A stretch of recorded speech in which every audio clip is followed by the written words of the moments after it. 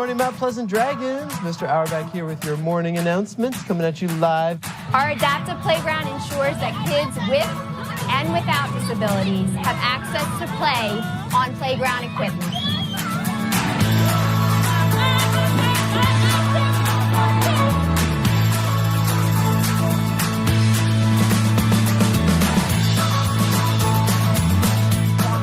Or one super strong one, right? Yeah, so what could we say about his performance? So maybe that would be something on the way to speak. His dad was from... We're going to take turns through paragraphs.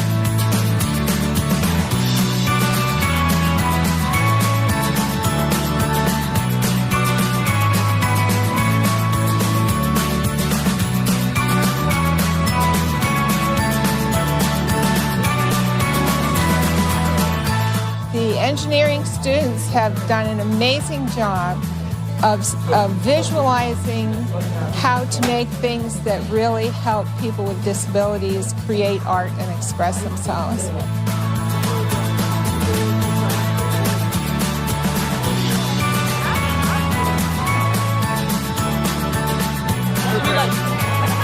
Again, everybody wants to clear. They're going to get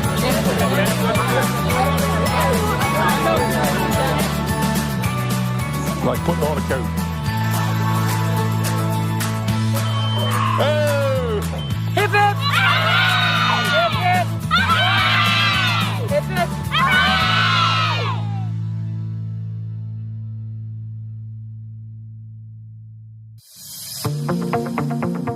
So today I wrote one of my favorite books, Don't Let the Pigeons Stay Up Late.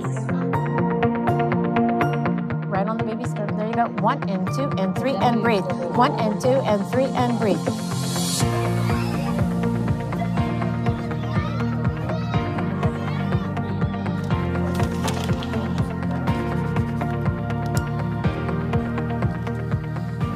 All right, so it works, right? Sure do. Okay, we're good to go. So hopefully next time when that one pops up, we'll be able to pick that every time and get it to work. Okay. Okay? All right. I've been with Harlan for 11 years. I was an intern in the district, and then I got hired, and I've been here ever since. And I love it, and I just feel like it's where I'm meant to be, and it's what I'm meant to be doing with my life.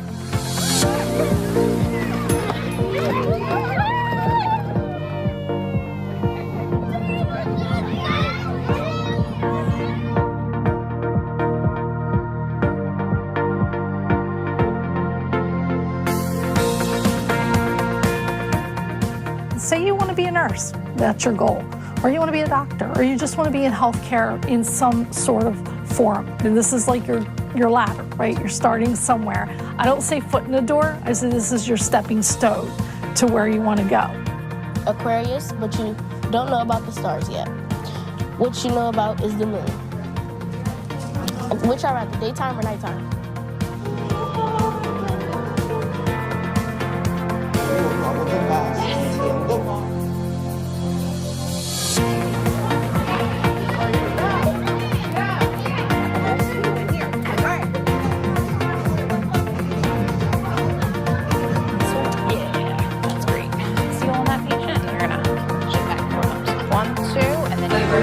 There you go. Yeah. There you go. Yeah, sorry. It's going to be a lot faster than an actual like adult or teenager would listen. 2 on at night, 365 days a year. 1 and 2 and 3 and breathe. Good morning, Matt Meyer, County Executive here at Lancaster Elementary. It's a beautiful, almost spring day. Here with Senator Kyle Evans-Gay, Representative Sherry Dorsey Walker. We're doing something really exciting thanks to healthy food for healthy kids.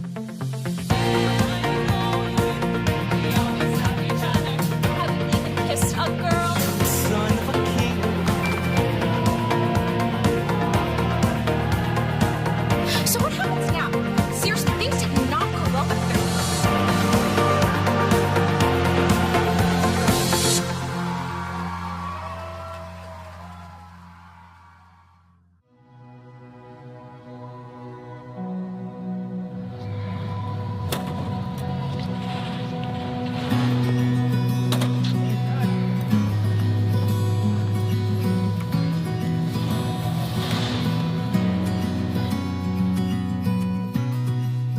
most tender years of development, life threw a curveball, disrupting what we knew and forming our current ways of life. Every decision made and step taken in the past 4 years got us to where we are today. Every tear, every sleepless night, every Zoom call we fell asleep on, each moment of joy and the hard work has all paid off.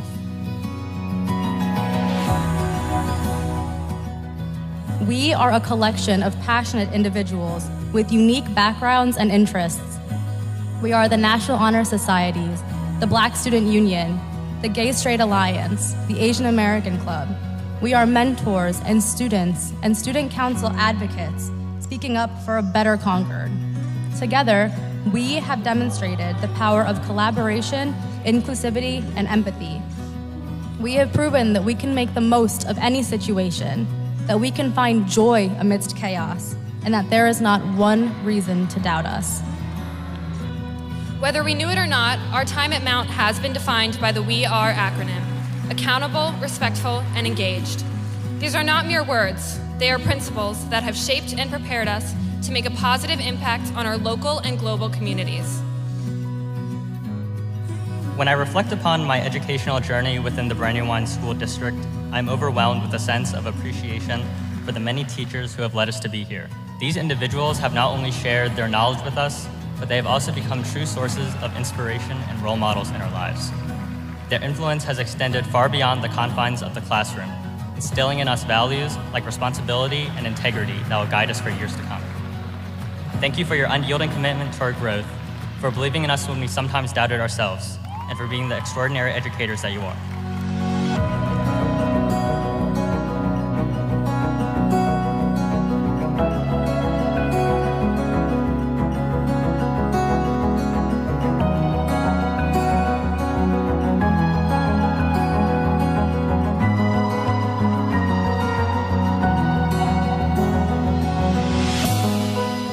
While tonight is great, this is not our final finish line. The truth is, we have a lot more finishes to go. As we move on with our own journey and start our new course, heading to the next finish line in our own lives, it's important for us to remember that true success is when we can influence those around us in a positive way. As we part ways, let us remember we are equipped with the knowledge and the skills that will carry us through life's challenges, the compassion to courageously navigate the world, and the determination to make a positive difference. Will the graduates of the class of 2023 please stand? I congratulate you, the class of 2023. You may now turn your tassels from right to left. It is with great pleasure that I say to you for one final time, class dismissed.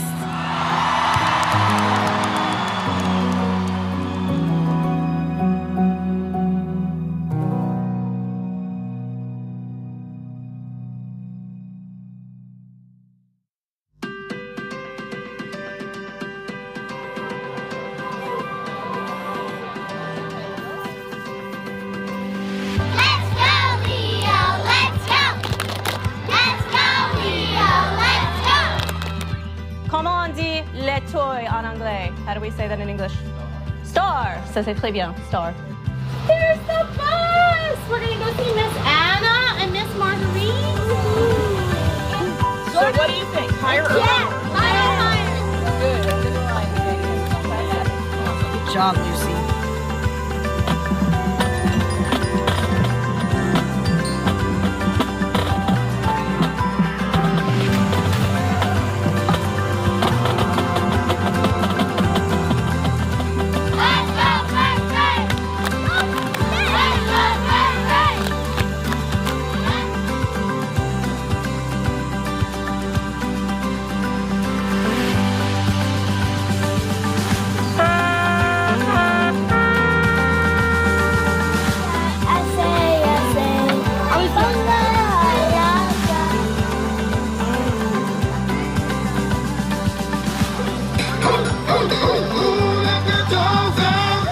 Working hard in the sun, we're having lots of fun. care of the environment. You got it. Take care of the environment.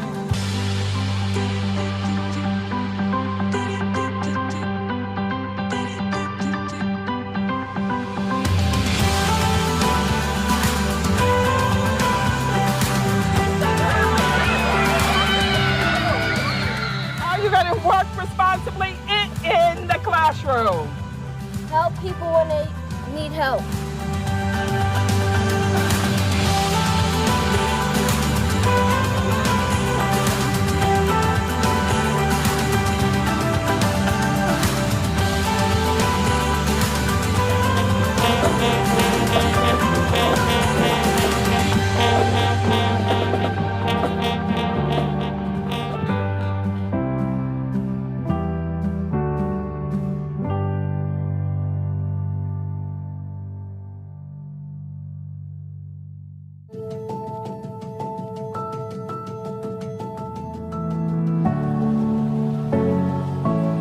Brave men who work while others sleep, who dare while others fly. They build a nation's pillars deep and lift him up to the sky.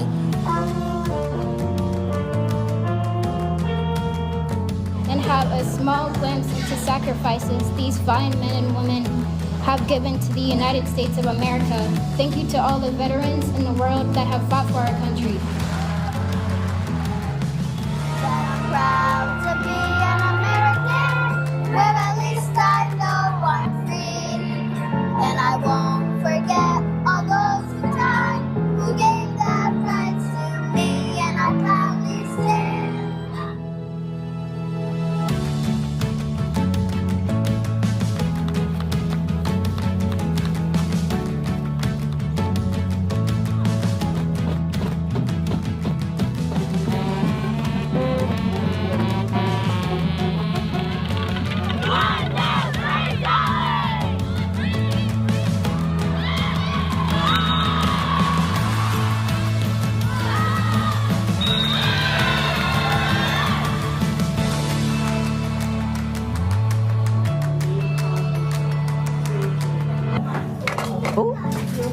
How many blocks? 2. Almost 2. Oh, good.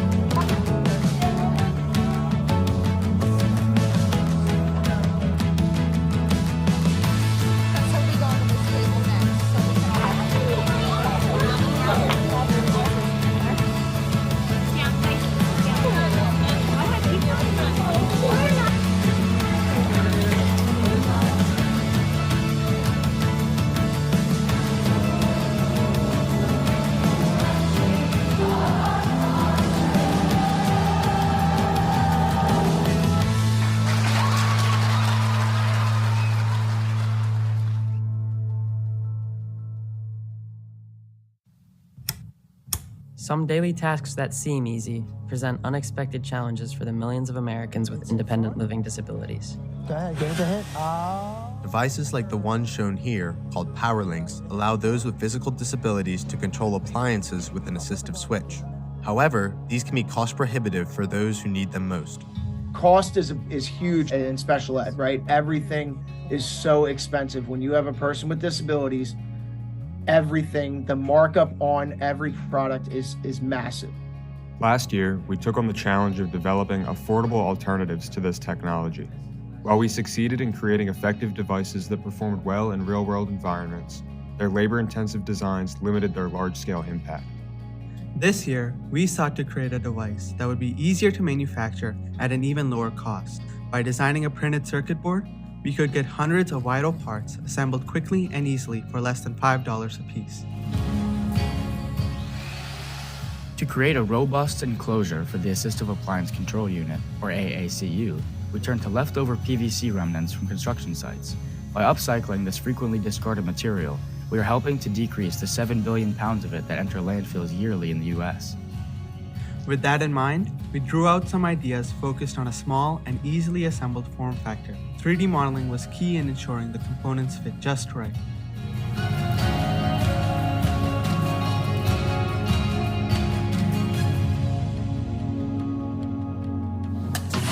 We found that our AACU performed well in extreme use environments, such as adapted physical education classes, where high-impact collisions are more common. Home run! However, schools aren't the only places where the AACU can have an impact. We may age into some kind of disability at some level. We know that we don't have to give up that healthy, active, and engaged lifestyle. And students such as these young gentlemen really help to make that happen through their design and through moving their projects forward. By creating a device that can be easily assembled using household tools, we hope to benefit each of the 10,000 Delawareans with independent living disabilities, with help from community partners. For example, our district's Skills for Independence, Transition, and Employment program gives young adults with disabilities the opportunity to practice employable skills through product assembly and other services. Their prototype could really help change the lives of those facing severe physical and cognitive disabilities by providing a cost-effective tool to help them navigate everyday tasks. We can see that the technology exists to give anyone the ability to live more independently. We believe that with the right model, those who need this technology won't have to worry about the cost.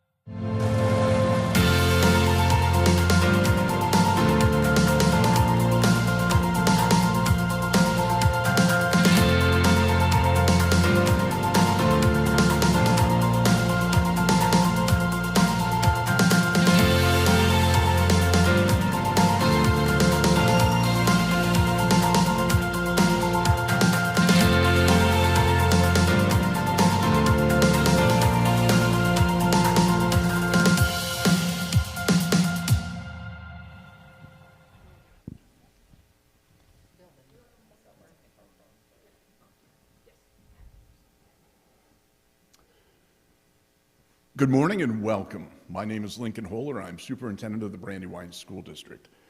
I'd like to thank you for taking time out on a Saturday to come and understand more about the referendum that's taking place on February 13th. Today we're going to have a variety of presenters walking through specifics about what a referendum is, what's involved, and what's at stake. So I'd like to introduce to you those presenting today. Dr. Lisa Lawson, our Deputy Superintendent, Mr. John Skrobat, President of the Board, Ms. Jill Flore, she's our CFO, Mary Beth Baxter, parent and also the chair of the Parent Friends of the Referendum, Mr. John Reed, our Director of Facilities, and Mr. Kenny Rivera, Assistant Superintendent. Again, thank you for your interest and for coming out and viewing online this morning. Mr. Skrobat. Good morning. Thank you for being here live in the room and as well as Zoom. District has put together a fantastic presentation to outline all the things Superintendent Holler said. Why are we here? Why do we need to do this? Why is now the time? And what are all the great things that Brandywine School District is doing and the programming that we want to continue to remain a strong school district here in Newcastle County. Where do I point this to?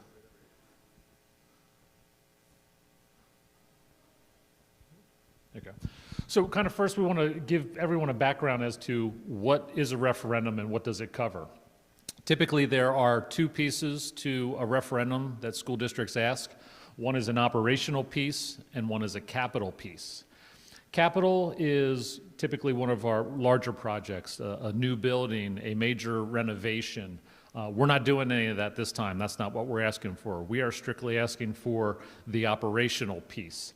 And that is really all the costs associated with our day-to-day operations, whether that be salaries, transportation, nutrition, curriculum, after-school programming, sports, the day-to-day stuff just to, continue operating, nothing new.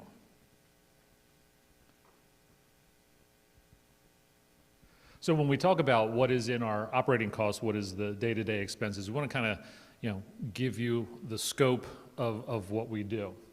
We have over 2 million square feet of building space that needs to be maintained and cleaned every day. We have extracurricular activities, arts, music, athletics. We have technology devices, one-to-one for each student, over 13,000 laptops that need to be maintained and technology updates. 152 paraprofessionals in our classrooms. We serve almost 10,000 meals a day to our students in all our schools. 905 classrooms need to be cleaned each day, so it's nice and fresh when the kids come back in. We have about 164 concerts throughout our district in the school year. That comes out to be almost one performance per school day if you average that out. Transportation of our children, about 13,500 gallons of fuel, whether that's gasoline or propane to power our buses, and over 1,000 teachers. So when we look at everything that it takes to operate our schools, certainly people are the largest portion of that. When we look at the numbers later for expenses,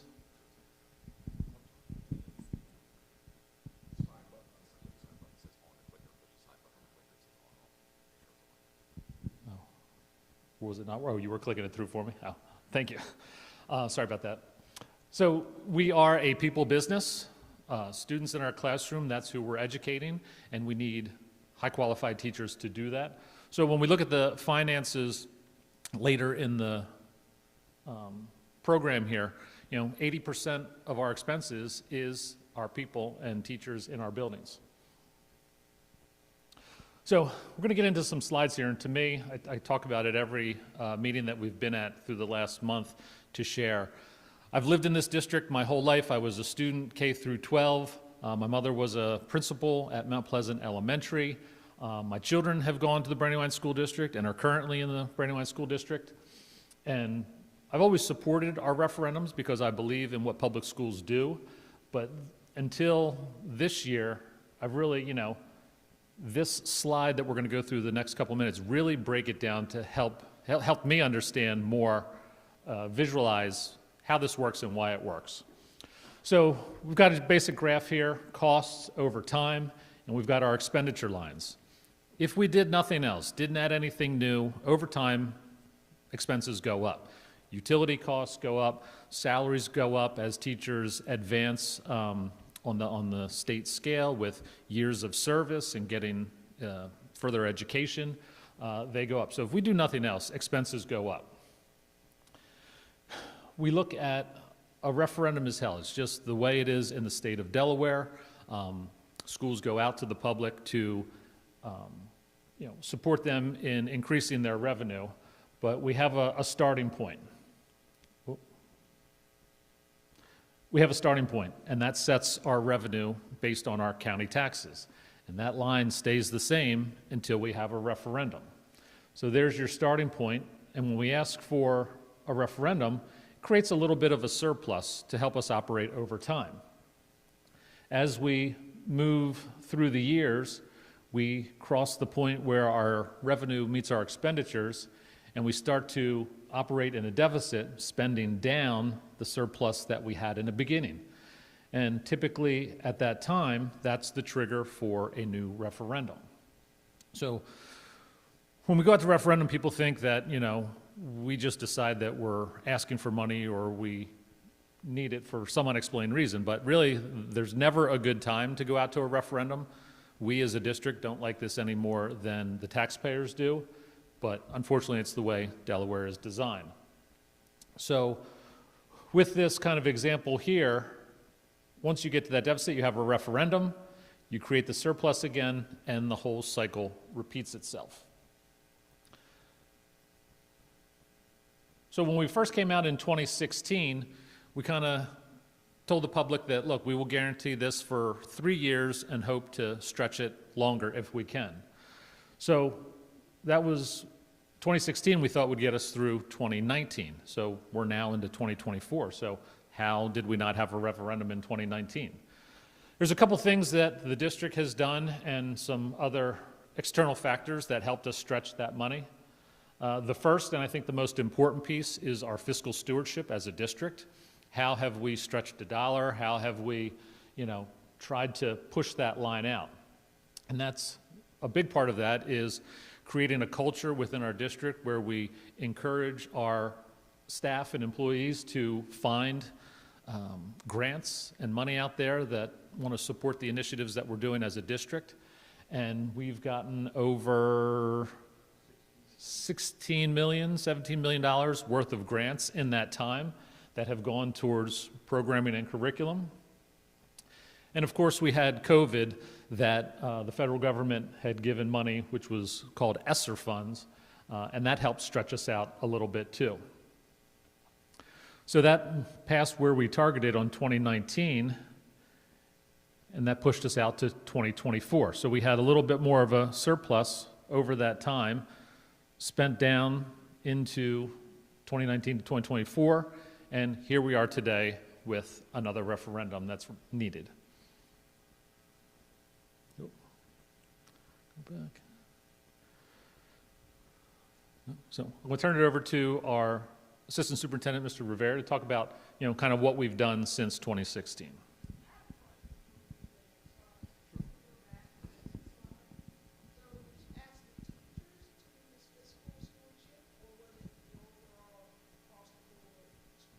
Overall, across the board, a culture of finding money that's out there, that organizations, anyone that's providing grant money, maybe municipalities, county, state, federal money, but it's not something that we're asking. It's just a culture of trying to pursue that to obtain those grants. I would say absolutely. And another example, not even just asking for grants, but the seats we're sitting in here today. I think Mr. Reed's going to talk about that. The old auditorium seats here at PS were original to the school, almost 100 years, 92. The DuPont Theater was renovating their space. And through our fiscal stewardship and the relationships that our employees build in the community, Mr. Reed was able to acquire these seats at no cost and have them transferred over from the DuPont Theater to, you know, they're not brand new, but they're in great condition, and it's certainly an upgrade from what we had.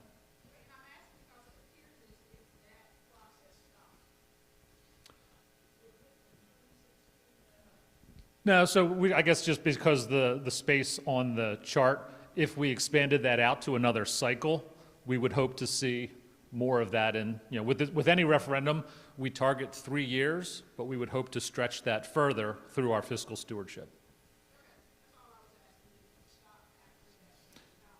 Yeah. No, great question. I appreciate you clarifying that. One last point I would like to make about fiscal stewardship. This is part of our district success plan.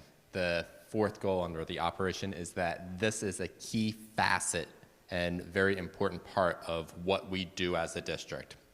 We'll talk later on too that we have a district finance committee, a group of citizens with financial background who also helps us analyze our numbers, our books, our finances every day, makes recommendations to the board.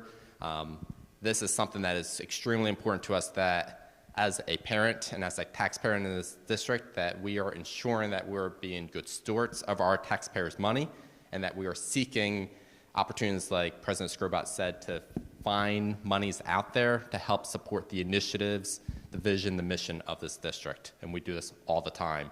And it's teachers, administrators, everyone. So the last referendum we had was in 2016. As I was saying, as a parent, as a taxpayer, it's important to know for me is how did we deliver on those promises? So on this slide here, we went back and found all of the initiatives, all of the promises we made our residents back in 2016. The 2016 operating referendum said we were going to support these initiatives. And so here we are now in 2024, and it's important to know, did we deliver? How was that investment that we made over this almost past decade?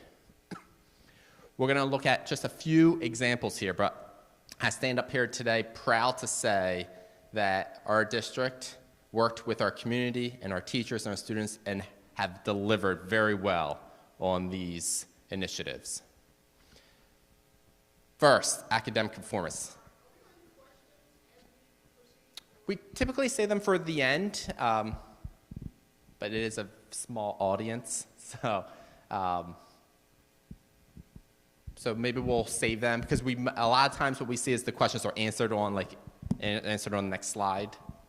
So do you want to just hold them for a minute? But if there's a burning question, it's quite okay. We can be as interactive in this format. So academic performance is what we're about, right? We're here to educate our students. And we fully recognize that during COVID, every school in the country took a hit, and there's not a single school or school district that is happy with where the performance level is today. Completely there, and we believe the same thing. But we are proud to say that the growth that we have seen in academic performance since our students have returned to COVID is very strong. And we believe in the next couple of years, as that growth continues to go up, the proficiency levels are going to get back and surpass where our students were pre-COVID. And we are already seeing recognitions for our academic performance. Just a couple of months ago, the U.S. News and World Report, they released the ranking. You know, they have these rankings for everything, for top colleges, top hospitals, top everything. Well, one of the rankings is top high schools. And in Delaware, they released their top high schools a few months ago, and our 3 high schools, Brandywine, Concord, and Mount Pleasant, were 3 of the top 5 public comprehensive high schools in the state of Delaware, and the rankings come off of academic performance criteria. The College Board, which does the advanced placement AP exams for us, their highest honor is this AP honor roll recognition.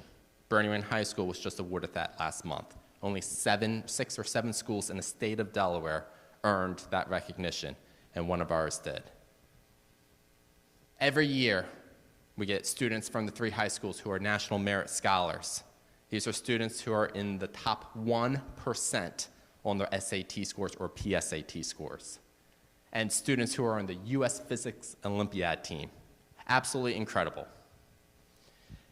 And then, again, as a parent of 5 kids, one of my concerns, worries all the time is how are my kids going to get into a good college and be able to pay for college? And we are thrilled to report that last school year, over $45 million was earned in college scholarships by our graduating seniors. And this is only what was reported to us. This is only what the students told us. We're sure there's lots more. And then some of the images down below are some of the prestigious universities that our students were admitted to last year, including military academies as well. Just last month, we had a student admitted into West Point and another student into the Naval Academy.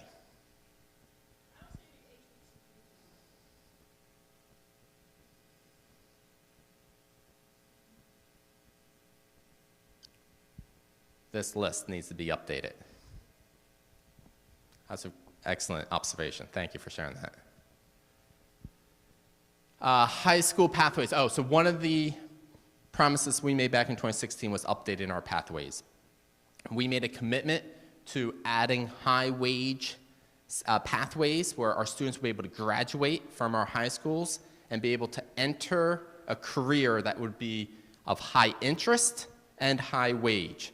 So we have added a couple of pathways, including biomedical and computer science, that are very popular by students, but students are also graduating, being able to be employed immediately with our high school diploma with certifications they receive from some of these pathways, including culinary, where they get to serve safe, and the patient care technician, where they receive 2 different medical certificates that they can be employed in the medical field upon graduation from one of our 3 high schools.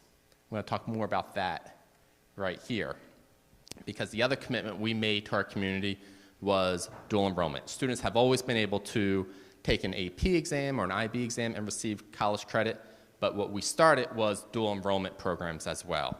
And we have a number of courses at each of the 3 high schools where students can take college classes in the classroom during the school day, receive high school credit, and also college credit at the same time.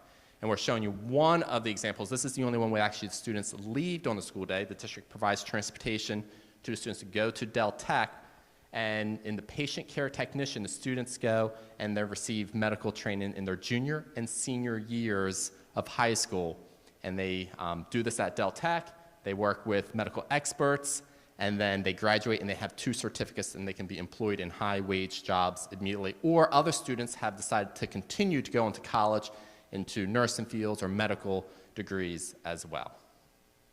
100% of our students who have been enrolled in this program has received both of the certificates, which is they have to sit for its major exam, but we have prepared them for this from K to 12, and then the dual enrollment program has done great. I'm going to hand this over to board member Kim Stock to pick up on the last initiatives. Great. Thank you, Kenny. I do just want to say, okay, stand in the, okay, sorry. All right. I do just want to say that my youngest daughter, who is a senior at Brandywine High, she is part of the patient care. I want to make sure that I use the right terminology, the patient care program. And so she's very interested in trying to stick anybody to try to take their blood and give them fake shots if anybody would like to volunteer. But she's, I mean, obviously it's just been a huge benefit to her. And I can say, you know, I've had 2 children through the BSD system, 2 different programming. Both of them went to 2 different schools for every level. My oldest daughter was actually a student here, and so I can tell you they were both incredibly prepared. And I'm also an educator too. I used to work for a sister district here in Delaware, but now I work just a little bit across the border in Pennsylvania as an assistant principal. So obviously education, students are really my life priority for sure. So this is actually a great school to really talk about STEM programming, because this school, as all of our schools, really deliver. And this is such an exciting thing. I mean, I'm going to talk about this huge award, but beyond that, this starts really for us at the pre-K level here in terms of getting all of our students excited about science and math, and our women excited as well too. Everybody excited about this, so that they can see themselves in a possible science, medical, technology field, which we know is obviously where the future is right now. And it starts really at our pre-K and on all of our elementary schools, as well as at this amazing school here that I think had 2 to 3 math leagues finish first. Is that correct? So pretty good. So that we did last year out of the country, we did have our team from Brandywine High place first for the Samsung Solve for Tomorrow prize competition. That's amazing, because I can tell you right now, in the district that I'm working for now, and rightfully so, we're bragging about the fact that we have 2 teams going on to the state level. So of course, that's a huge brag for us, right? But this is Brandywine School District. They won the entire country. And they won by working with our teachers, and they won by getting the formation from here in their younger years so they could go off to be confident in what they're doing here. And they also won first place for the Employees' Choice Award too, where the employees of Samsung got to vote on their favorite technology too as well. So very, very proud of them, and I know several of these students had teachers from this building, so really proud of them. Of course, I'm the best person to talk about athletics because I'm so athletic. But no, seriously, I will say that athletics does start really young for us. And I'm going to talk about my youngest daughter again, so I'm so sorry to Kate, just because I think she is actually kind of typical. She's not a star athlete. We didn't think to ourselves, boy, she's going to become an Olympian when she was really young. And she was kind of a really, really shy child, which is actually why we actually started her. I hate to say this, but we actually started her in private school because we thought that smaller environment would be better for her because she was so darn shy. That was not a great placement for her, so we actually ended up having her go to Hanby. And thank goodness we did, because not only for her to go to Hanby, not only was she able to get to grade level in terms of reading, because she wasn't before, she actually exceeded it in 1 year. She grew 3 grade levels in her reading level at Hanby Elementary School. And then another thing in 3rd grade is that she came home and she said, I'd really like to join the cheerleading squad at Hanby, because they had the elementary basketball and cheer program. And so my husband and I were excited because Bring It On is one of our favorite movies ever. So we, of course, encouraged her to join. But just being on that squad with one of our elementary school teachers to really encourage them, that's actually grown an athletic career for her, where she actually is now cheering in high school, and she's cheered this entire time, as well as being a really competitive cheerleader. So, and which we all know that when our students are in athletics, it encourages them to come to school, it encourages them to be in school, and it encourages them to be who we want them to be and who we know that they can be. So yes, we have star athletes, which is on the slide here. We absolutely do, because we have the most amazing students and coaches and families that support our programs. This all does cost money, though. And this is one of the reasons why people choose to live in our district. It's one of the reasons why, when my husband and I, when we felt like we had a choice on where we wanted to live, that it was really important for us to stay in this district. And for our 2 children, it's been huge. And as an educator, I can tell you, it's been huge for our students, for all of our students. So, really excited about our district. So although I know I kind of went a little bit off, I do think it's really important here because each of these children represents a real story. And each of these children represents educators who believe in them. And I don't want our educators to leave our district. I want our district to remain the place that educators want to be at and stay at. It is that important for us. So I think John Reed is coming up. Thank you, sir. One of the things we hope to do in this referendum is keep our safety and security at the highest level possible. In 2016, we had 3 state police officers and 1 city police officer in our school district. In 2023, we are covering all our secondary schools, and we have 3 constables in our schools that are covering our 9 elementary schools.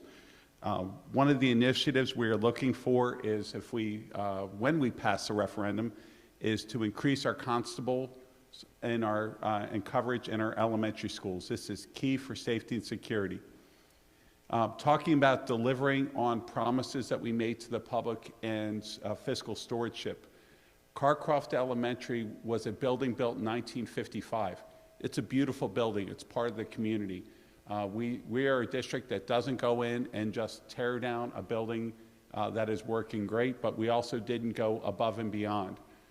The school's office was down the hallway, so as you entered the school, you'd have to walk down the hallway. That is a safety and security issue. Most of our schools, all of our schools now, you are locked down in the front office and the public cannot gain access to the students. So to do that, we had to move the cafeteria. That total project was a little over $3 million to do that 1955 building. Claymont Elementary was from 1969 and was heated by electric heat. That's heat by toaster, because that's basically the same technology. It was 100% electric heat. The gym was actually 1958.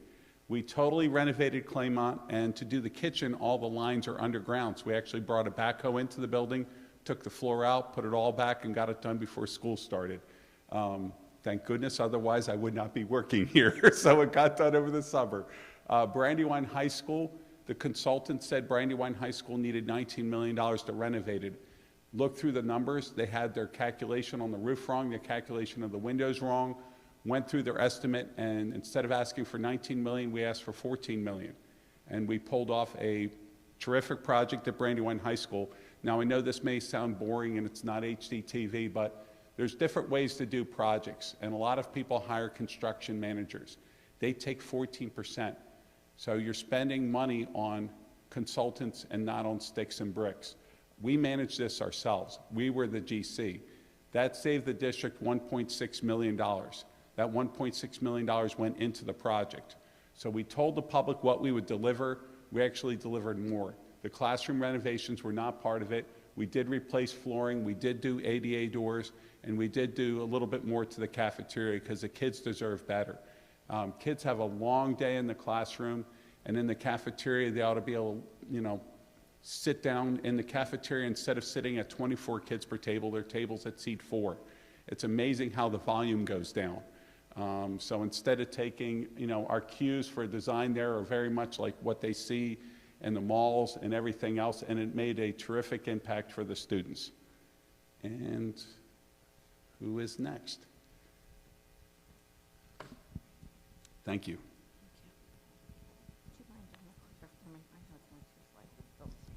Okay. Hi.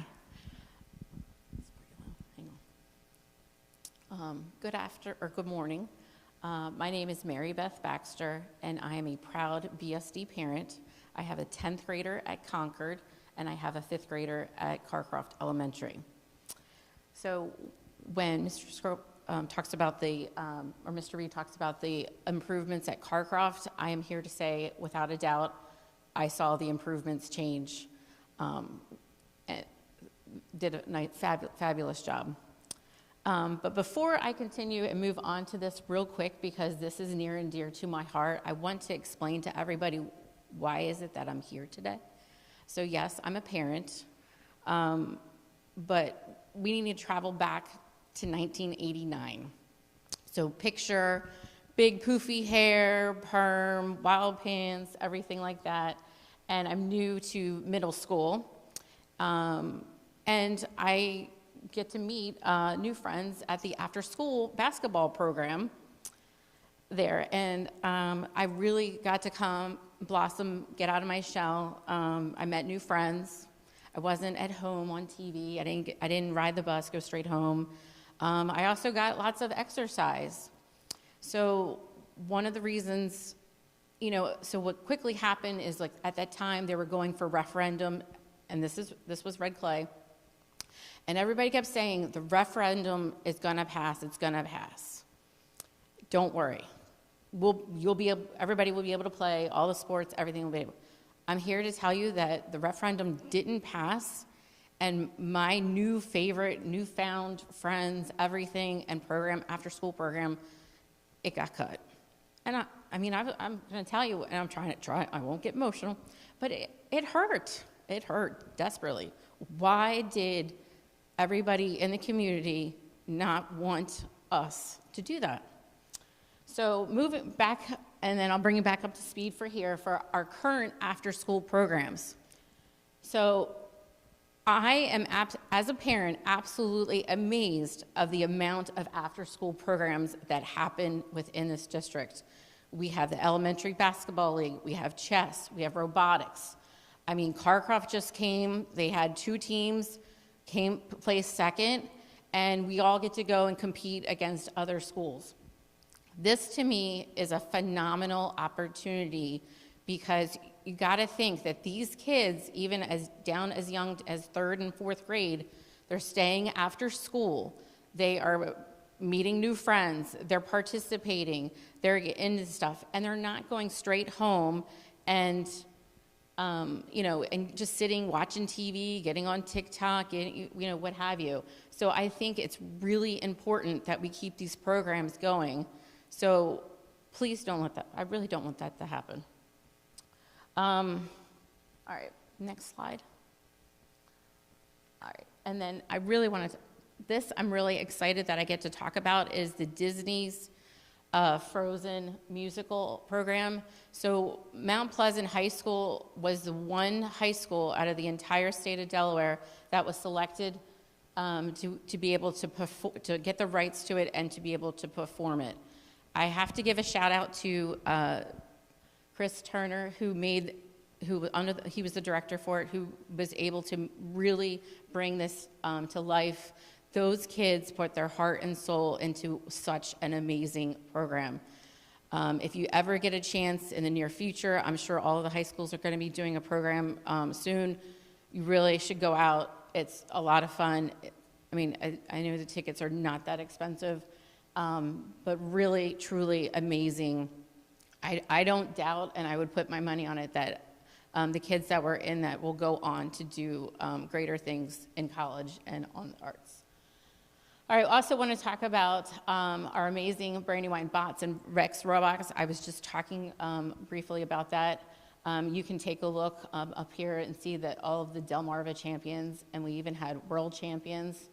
I mean, just say, like, okay, to get kids out to do that is absolutely, I think, amazing. A shout out to Jason Heller for organizing it and getting them going. I want to talk about the Math League. We had 2 8th grade teams that tied for first place in the state of Delaware, and they're right here at PS DuPont. Also want to say that we had a 7th grade team that placed second in Delaware. And then now, thank you, I want to turn it over to Deputy Superintendent Dr. Lisa Lawson. Thank you. So just bringing it home in terms of what we delivered and what we've accomplished since 2016. We've mentioned a little bit about the arts, but we're very proud of the fact that we're getting students involved in theater, in drama, in visual and performing arts, band, orchestra, jazz band, steel drums. We have so many opportunities for students. Choir.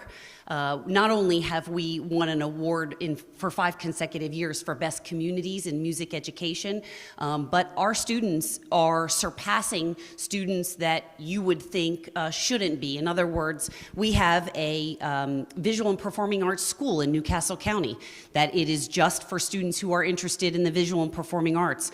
We actually had 5 all-state choir from one of our middle schools, Tally Middle School, exceed the number of all-state choir students that came out of the school for the performing arts. So you don't have to leave this district in order to get high-level performing arts, visual and performing arts, and choir. You stay right here, and we outperform that school. Lastly, and certainly not least, in fact, I would say that they are the most important, and that's why we've saved them for last, is our educators in this district. We are biased, but we do have the best, and we want to keep every single educator that we have here in the Brandywine School District. Did you know that since 2016, we've actually had 2 teachers in this district named as Delaware State Teacher of the Year? We've had more Delaware State Teachers of the Year than any other district in the state. We do have the best. We have had State Content Teachers of the Year, a Library of Congress Master Teacher, and we have teachers winning presidential awards and getting to go to Washington, D.C. and meet the president. Did you also know that 75% or more of our educators have master's degrees and above? What does that mean? That means that they love their job, they want to get better at what they do, they want to excel at what they do, and they continue to go to school year after year in order to be better for your children. And that matters to me as a parent as well. My daughter graduated from Mount Pleasant High School a couple of years ago. So that's all that we've accomplished since 2016. Now we're going to talk to you about the current referendum that's before us and what will occur if we are not able to successfully move through this referendum. Our Chief Financial Officer, Jill Flore. Thank you, Dr. Lawson. All right, excuse me. This is where we move into the charts and the facts and the figures. And I'll start by saying it goes back to the original slides and essentially the process of a referendum. Just like other factors, our revenue source is fixed. And without an increase, a referendum and what we're speaking to, this is what we're facing next year. These numbers have been developed over the course of the year. Over the summer, they've been reviewed by the District Finance Committee, as Mr. Rivera was talking about. They meet monthly, review not just long-term forecasts, but every month expenditures and revenues and where we're at. If we do nothing, next year we would have to make $6.5 million in cuts. Those 630 projected ending balance, that middle column is important because our fiscal year ends on June 30th, but we don't receive taxes until October. Tax bills are due September 30th, and then we usually receive the majority of them in October, and so end June 30th and have to live on that. The target set by the Finance Committee is $8.8 million, and so you can see it's far below that even this year when we end. And again, that's part of that cycle that we talked about from the beginning. But this slide also shows you don't cut your way out of a referendum. If we make $6.5 million in cuts, expenses like health care, like inflation, like goods and services, textbooks, all of those things continue to rise, and again, we're on that fixed revenue source, and so the next year would be $7.5 million in cuts. And so it's why you see when a district fails a referendum, they come back and ask again because that revenue source remains fixed. There's a second part of this related to reassessment that our superintendent's going to speak to, but this is the cycle and this is where we are. Now, what does $6.5 million in cuts look like? I think there was an excellent question on, are you always looking to cut costs? Are you always looking for grants? Are you always looking to save? And the answer is yes. It is a culture here. It is part of the district success plan. And so I can tell you that over the time since 2016, our average budget growth annually has been 2.2%. Now, we know inflation has far exceeded that, especially on the healthcare field, which a big part of our business is employees and benefits that go along with that. And so beating that mark, right, beating inflation and beating what you would expect to see, having only 2.2% revenue growth since 2016 means you're always finding ways to do things less expensively, do things with donations or other things. But $6.5 million is an 8.4% across the budget cut. What that means, though, is that we can look for all the savings in the world, but $6.5 million is too big of a percentage cut across the entire budget. You can see that the top line is safety and security. That's our total local safety and security budget. And so even if we eliminated the blue lines, and those are massive, not massive departments, but significant investments in technology, in safety and security, and all those together don't even come to that 6.5 red line at the bottom. So what did we do and what did we work on? Because I can tell you that, from everybody across the district, the hardest thing to do is to ask people to raise their taxes. And so we want to come with a plan that is absolutely the best and most reasonable and defensible as possible. And so we know the number is 45 cents. And that's per $100 of assessed value. And we'll give you some examples of what that means. But the Finance Committee and the board looked very carefully at how do you do that? Can we phase it in? Can we stretch it over 3 years? How does that work with that ending balance? And that first one of 45 cents, that has the district running that surplus, but a larger surplus that's even necessary. We're not a bank. We don't need to hold taxpayers' funds. And so that one was discarded immediately. But then we looked at, okay, how far can we stretch it? Can we stretch it over 3 years and just incrementally put it in? But that leaves less than that necessary ending balance. And so we landed right there in the middle of 25 cents the first year and 20 cents the second year. And so for an average home in Brandywine, what does that mean, right? For a taxpayer, how much will that cost? And the first year comes to $15 a month or $182. The second year, that 20 cents would be $145. We've done this presentation now in so many different forums, and we've had teachers raise their hand and say, I live in Pennsylvania, and let me tell you, that was what our increase was last year, not since 2016. And so there are certainly examples of where that holds, but that's still an increase that we're asking for. And it's a good one. It's a good investment, and it is as small as we could possibly get it and maintain the excellent services and staff that we have here in the district. Now we're going to talk about assessed value because property values in Newcastle County are based on 1983 assessments. All of us who live in Newcastle County, we know that the assessors have been around. And that, they put the stickers on the door, and reassessment is coming for the first time since 1983. Let me go back here. And so Mr. Holler is going to talk about that, but most people see the average assessed value in Brandywine is $72,000. And they'll say, that's totally unrealistic. That's not me. My house is, because it's nowhere near close to market value. Reassessment will happen, but it's going to move values closer to market value. But our actual assessed value average in the district is $72,701 because it's based on 1983 values.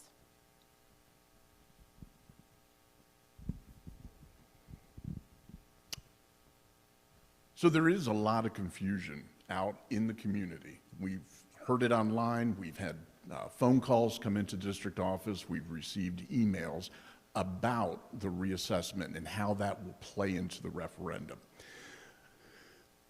First, let's be sure that everybody understands that the amount of the referendum ask is based on assessed value, which is much, much different than your actual value of your home, your market value.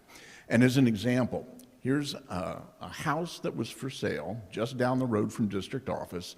It sold July 31st of this year. It sold for $355,000. That's the market value. But in order to find your assessed value, you have to go to the Newcastle County tax parcel search, and we did for that home.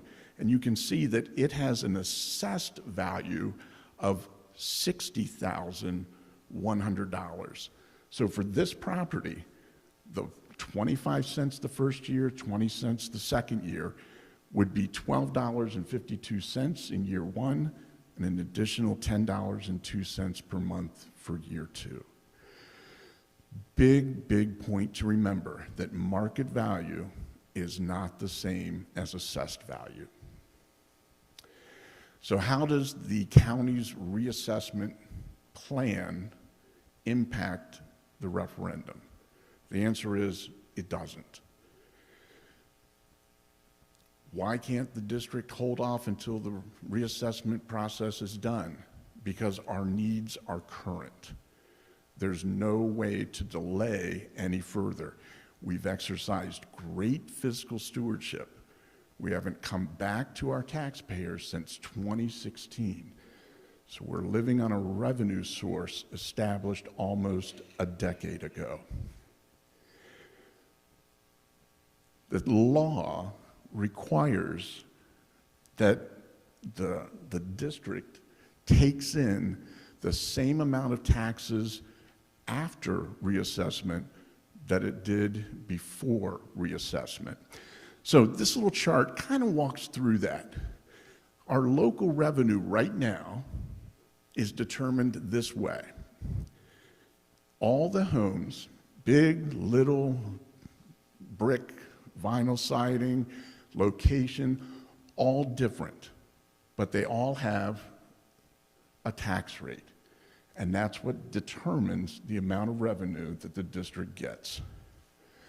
Again, the law states that after reassessment, the same amount of revenue has to be, the district's revenue has to be the same. So as the assessed values go up, how do we keep the revenue the same? The district will have to lower the tax rate. So a lot of angst out there that the districts are going to be rolling in money because of the reassessment, that assessed values will go up. Not true. We will get the same amount of revenue because we have to, by law, adjust the tax rate. Okay? Revenue neutral.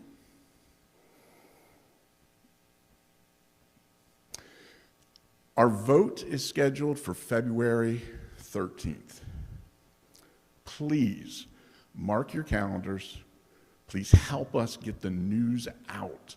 Friends, neighbors, we need people to come out and vote. We'll go through all the voting requirements in a minute. It's also important to note that we have two sister districts that are also going out for referendum. Red Clay on the 28th, Colonial on the 29th. Their requests are very similar to those of Brandywine.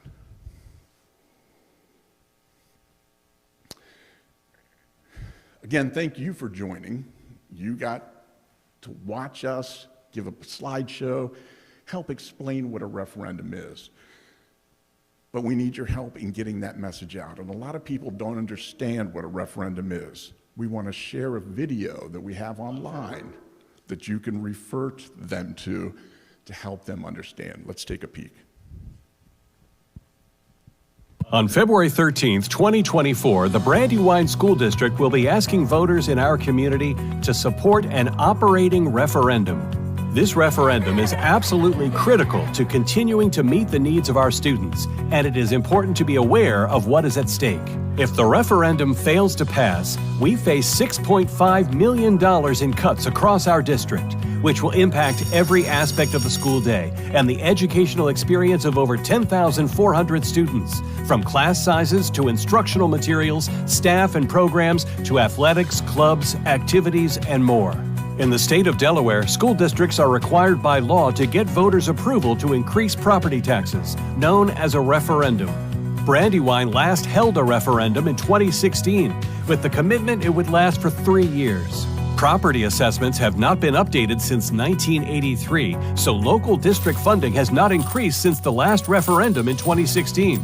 It is hard to balance budgets for that long without additional funding, but through strong fiscal stewardship, federal assistance during COVID, and $16.8 million in grant writing, the Brandywine School District has been able to stretch the last referendum for an impressive 8 years.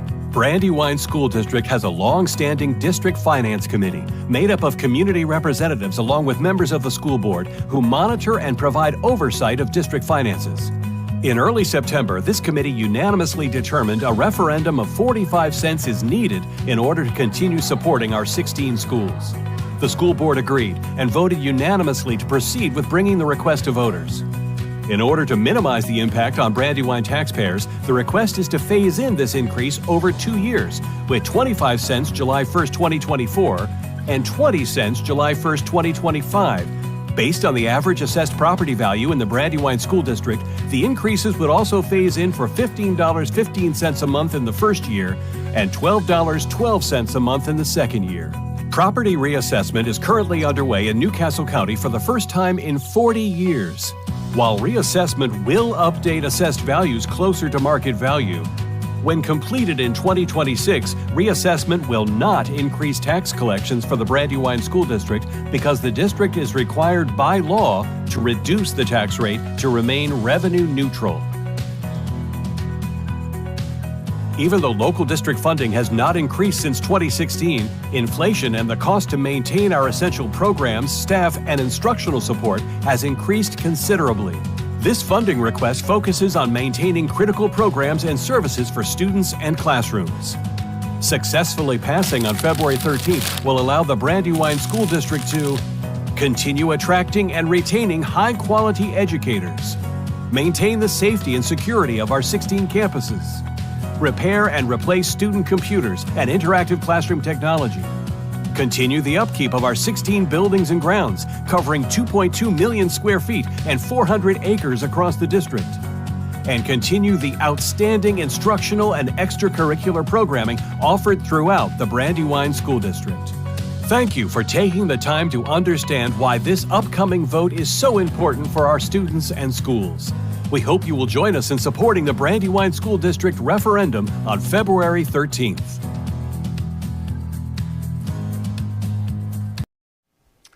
Again, that video is available online on our district website. If you go to the homepage, you'll see a link that'll take you right to our referendum section.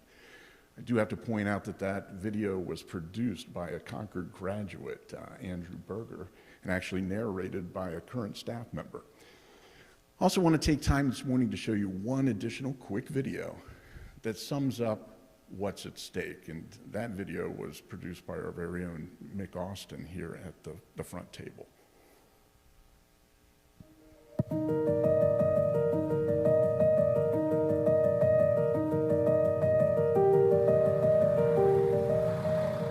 Composed of 16 schools across 400 acres, the Brandywine School District supports over 10,400 students and employs more than 1,100 teachers and paraprofessionals. On February 13th, we are asking you to vote for an operating referendum that is necessary to maintain our critical programs and services, and, most importantly, to support our educators, the heartbeat of our district. There is nothing quite like the magic that happens in the Brandywine School District. My experiences at Brandywine High School absolutely shaped the course of my life after high school and beyond, and I am honored to be able to come back and serve the school district that motivated me to become a teacher in the first place. I work with a collection of people that believe in growing children. That's what I want to do. I want to be somebody that helps set a foundation for children to love learning. And being a kindergarten teacher, that's what my job is. It's to make sure that they come in and they learn how to be students. You know, when you do something you love, it's not really a job, and that's how I feel here at the Brandywine School District. We're not only helping them with their academic goals, but creating children in our society that are kind and compassionate and loving children. And so forming their conscience and caring for them in that way too is very important to me. Muy bien, te amo mucho. I'm proud to be BSD because this is a supportive environment for staff, for students, for parents, and I see the product of this school and this district, and I'm quite proud of the kids here. We hope you will come out to support the Brandywine School District, our programs, our services, our students, our educators.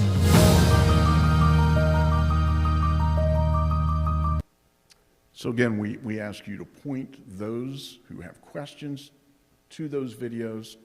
There's even a part on our website. If you have a question, submit it. We'll get back to you within a day with an answer, or let you know when we will have an answer for you.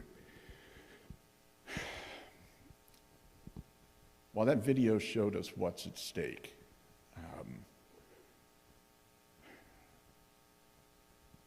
it's important to know just how devastating $6.5 million in cuts will be. Every department, every facet currently existing in this district will be impacted to a degree. Got up this morning, read the news as I normally do, big article on WDEL. Cecil County having to cut over 100 teachers. Overall, 180 some positions. Devastating. Cecil County has 30 schools in their district. We have 16. We're looking at cutting more than 100 positions. So proportionally, our cuts would be even more devastating than those facing Cecil County. We are in a teacher shortage. We have done an excellent job in this district at recruiting and retaining staff members. Should we have to cut staff members and then eventually pass a referendum down the road, once those cuts are made, wooing those staff members back is not going to work. In a shortage, and the state is facing a significant teacher shortage, we have the opportunity to ensure that we keep our teachers, that we take advantage of every earned unit that we have from the state, rather than having to let them go unfilled. It is imperative that we get voters out to the polls, have voters knowledgeable about what's at stake, so that we can preserve the excellent programming that we have across this district. With that, I'm going to turn it over to President Scrobot, who's going to walk through the voting process. So we just want to make sure people are aware of who can vote, how they can vote, where they can vote. And so we kind of gave some bullets here. As a Brandywine School District referendum, you do have to live within the Brandywine School District. Have to be at least 18 years old. That's anyone in our homes, our current high school students who are 18, recent graduates who are 18 who may still be residing with you. You do not need to be a registered voter like you are for the typical general elections. This is strictly citizens of the Brandywine School District. You do not need to own property. If you are a renter, that is perfectly fine. You can vote. You do have to be a U.S. and Delaware citizen. You do have to show proof of identity that you live in the district, whether that's your driver's license, state ID, passport. And if you are unavailable or unable to get to the polls on the 13th, you can request an absentee ballot. We cannot provide that to you as a district. We provide a link that will take you to the Department of Elections that you can request that. Voting locations is every school in our district, with the exception of Harlan, which is just right around the corner. We do not select the locations. The Department of Elections tells us where the voting locations will be, and being that Harlan and PS are so close to each other, they chose PS. And we do have the addition of the Claymont Library as a location. And of course, trying to, as we talk about this referendum, how to get the word out to the members of our community and the voting public. Years ago, the newspaper was a bigger platform, and we could utilize that as well.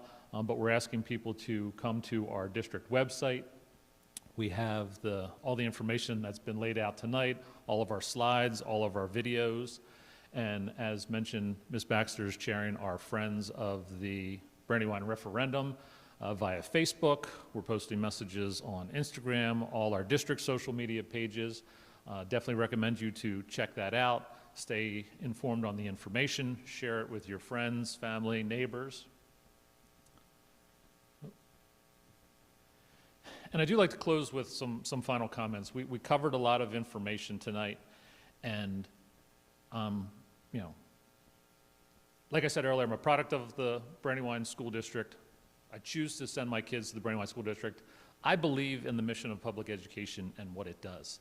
And I look at some of the surrounding private and charter schools and what our offerings are, and they cannot compete with the depth of programming that we offer. I believe public schools and the mission that it serves, that we are more reflective of our community, whether economically, demographically. We are a picture of the real world, and we want to continue to offer programming to develop our students. It's easy, Mr. Rivera mentioned earlier, we know there's work to do academically, but I don't think the awards that we're receiving, that's not indicative of one standardized test score. There's so much more in education that shows how students are growing, how students are learning. And when we talk about a lot of the high school awards, because they tend to be older students, close to graduation, and just involved in bigger, more high-profile projects. But like Ms. Stock said, these are students that have come up through our elementary and middle school system. And, maybe it was here at PS DuPont that their first introduction to VEX robotics, triggered a desire in them to pursue something in the STEM field and led them on to robotics and engineering courses of study or through our pathways. And you get these prestigious awards like the Samsung Award. We talk about national champions, we tend to think of sports. But to have an academic national champion, that's a huge award for not only the students, but for our district. So I close out with asking three things. If you're watching online or you're here today, put a reminder in your phone for February 13th to make sure you come out and vote. Share the information with your friends, family, direct to the website. You can see the presentations again, share it with people, and I ask you to see the value in what we're doing as a public school system and what we're offering and all the great things that students have the opportunity to participate in and the level of success that they're having in doing so. And I ask you to come out and make sure you vote on February 13th. So thank you very much. And we'll open it up to questions. Yes, ma'am?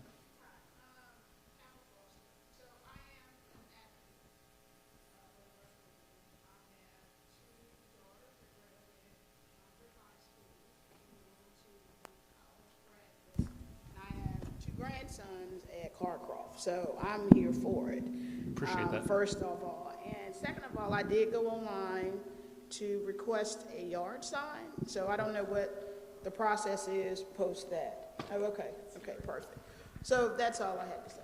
Okay. Thank you for coming out. You have any online questions? No? Questions? Anyone? If you don't, yes? Hi, I'm a current parent of BSD. I have 2 children at Tally. I have a son at Concord. And I just wanted to share kind of their time with BSD. They all started at Lancashire. One of the programs that was offered my oldest son's kindergarten year was soccer at Lancashire. He is part of the first 24 to play for the group and the school. Since then, when he left Lancashire, over 25% of the student population played soccer. That's a huge number out of one school. Since then, he played for Tally. Unfortunately, they lost 2 years due to COVID. He is now playing for Concord. He's a 3-year varsity student. He also, last year, was named captain. I think that's really important. Through being named captain, he has really learned leadership through his peers and coaches. He is a very shy person, and it's really opened him up with confidence. It's opened him up to other opportunities. He was named second conference this year. Great accomplishment for him. Another part that's really important regarding that child is he is part of the engineering program. So he did his years at at Tally with engineering, and he's a third-year student in the engineering department. He is currently working with members of our community to create an item that allows them to do something we take for granted every day. He is programming microchips to create almost like a Walkman kind of thing for them. He's now in the process of working directly with that person, so he takes his product that he's been designing and working with just this group, and he sends it to them. They give feedback, they get it back, they take that feedback into consideration, they remake the item, send it back, and it's gonna go back and forth for this whole third marking period. In the fourth marking period, he's gonna actually get up and do a presentation. The person who they've been designing for will be there, and that person gets to keep that item now. And I think that's just a really great way to connect with the community. It's given him an opening to realize that there's so much more out there for him in the way of a career. He's possibly looking into biomedical engineering now, something he never knew existed prior to these experiences. I want to go back to, well, first off, he is also in AP classes, so when he graduates, he has college credits, which is huge. He doesn't just have college credits, but he has that experience with taking those exams, and I think that's huge. A lot of our kids are going to enter college and be so far ahead because they've had that chance to take those classes, sit and take those tests, and have success. And then I just kind of want to go back to sports. Sports have been huge in our family, especially soccer. I'm part of Concord High School. We have a huge supportive parent group for soccer. I'm one of the leads for that. And last year was our second annual Delaware Breast Cancer Coalition game. In 2 years, we have donated over $3,200 to the Delaware Breast Cancer Coalition on behalf of the soccer team. We do a big game. We honor breast cancer survivors. We honor current people going through breast cancer. And of course, we honor those that we have lost. Delaware Breast Cancer Coalition sends out representatives. It's a really big deal. Our kids are wearing pink socks, pink shirts during warm-ups, and they take a lot of pride in this game because they understand the importance. Most of them have had someone touched by cancer or touched by breast cancer. And then lastly, I want to go back to the Tally piece. My oldest son, or my middle son, will be graduating out of Tally this year, and he'll be joining the Concord family. Last year, the district helped create a game from Tally and Springer soccer programs. It was truly a highlight for all of these kids to get out there and play this game. It was an exciting game. It came down to an overtime with golden goal. These kids were incredible on the field. I can't wait to see what their high school careers are going to look like with this program. And Tally ended up winning it with the golden goal. And those kids are so, so proud. They know they're the first ones to win a trophy for Tally. And they are carrying that with them. And they never would have had that if sports weren't part of their careers in these schools. So we're a huge advocate for sports because we feel like it levels out that educational piece and it helps them with those soft skills and helps them tremendously in confidence. So I'm saying please vote for the referendum. This is something we really need, and we need to continue it, especially I think because they lost so much during COVID. This is helping them find some of those skills that they desperately need at this time. So thank you for letting me talk so long, and we hope to see the referendum passed. Yeah, thank you. That's a great testimonial. We talked about the slides with some of the sports achievements, and having almost 400 academic all-state acknowledgments in addition to our DIAA Dale Farmer Award in Sportsmanship. And that's where I'm proud of the programming that we offer, not only just sports but everything, because it allows an opportunity for all students whose maybe sports isn't their thing. We have enough extracurriculars that students can find their way. And our high school students, in my time on the board, I have been blown away by the engagement from our student body and their initiatives as it relates to the community and giving back. And I've never seen that before. It's really makes you feel good. And I appreciate that because it does remind us that we promote a whole child approach in education, right? Very, very laser focused on academics, but we've got to remember the social and emotional piece that is part of human development. And we've got to pay just as much attention to that. And that's exactly what you were describing. Can I make...